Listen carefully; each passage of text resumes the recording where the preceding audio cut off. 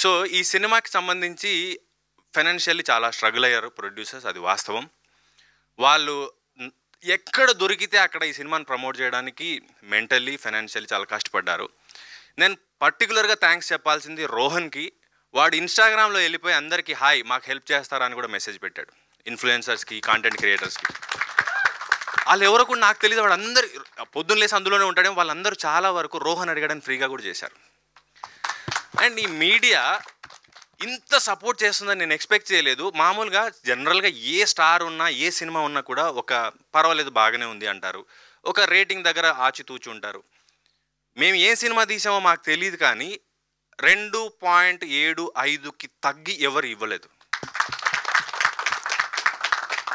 3 వస్తే సూపర్ అనుకుంటారు, 3-5 ఇచ్చిన వాళ్ళు కూడా ఉన్నారు. అండ్ ఈరోజు మేము జనం దగ్గరికి సినిమా తీసుకెళ్ళడానికి కష్టపడుతున్న క్రమంలో మీరు వచ్చి మాకు అండగా నిలబడ్డారు. అండ్ ఇదొకటైతే జనరల్గా ట్రైలర్కి కానీ సినిమాకి కానీ ఒక పోస్ట్కి కానీ ఏదానికైనా నెగిటివ్ కమెంట్స్ ఉంటాయి. పర్లేదు బాగానే ఉంది, ఒకసారి చూడొచ్చు, 1 టైం వాచ్, ఇవన్నీ అంటూ ఉంటారు. కానీ ఫర్ ద ఫస్ట్ టైం నాకు తెలిసి ఈ సినిమాకి అని కూడా నెగిటివ్ కమెంట్స్, రివ్యూస్ లేవు. ఎక్కడ కూడా ఎవరు ఏమనలా, సినిమాని అప్రిషియేట్ చేశారు, బాగుంది అన్నారు, బాగానే ఉందని కూడా ఎవరు అనలేదు.